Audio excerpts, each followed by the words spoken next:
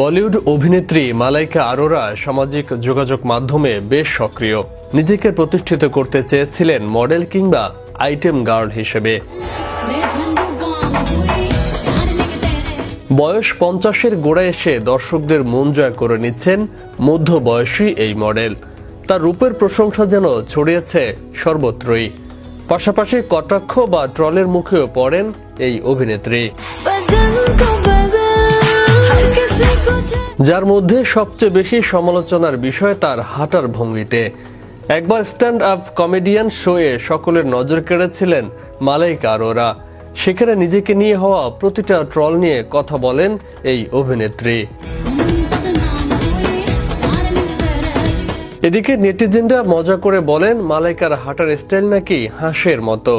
সেজন্য ডাক walk girl এর তকমা পেয়েছিলেন এই অভিনেত্রী। অবশ্য এ নিয়ে কোনো মাথা ব্যথা নেই এই মালাইকার। একেবারে একটুর জন্য খারাপ লাগা কাজ করে না তার। এ বিষয়ে একবার তিনি গর্ব করে বলেছিলেন, আমি হাঁসের মতো হাঁটি। আমার নিতম্ব যদি সুঠাম হয়ে থাকে এবং তা যদি এক বুফে টেবিলের মতো হয়ে থাকে যেখানে আমি 7 কোর্স মিল পরিবেশন করতে পারি, তাহলে আমি কেন হাঁসের মতো হাঁটবো না? আমি হাঁস, বিড়াল, চিতা সবার মতোই হাঁটতে পারি। আমি এসবের তোয়াক্কা করি না। দিনে দিনে আরো সুন্দর হয়ে উঠছেন মালাইকা আরোরা। ভক্ত অনুরাগীদের উদ্দেশ্যে সামাজিক যোগাযোগ মাধ্যমে নিজের ছবি নিয়মিত ভাগাভাগি করেন এই লাস্যময় অভিনেত্রী।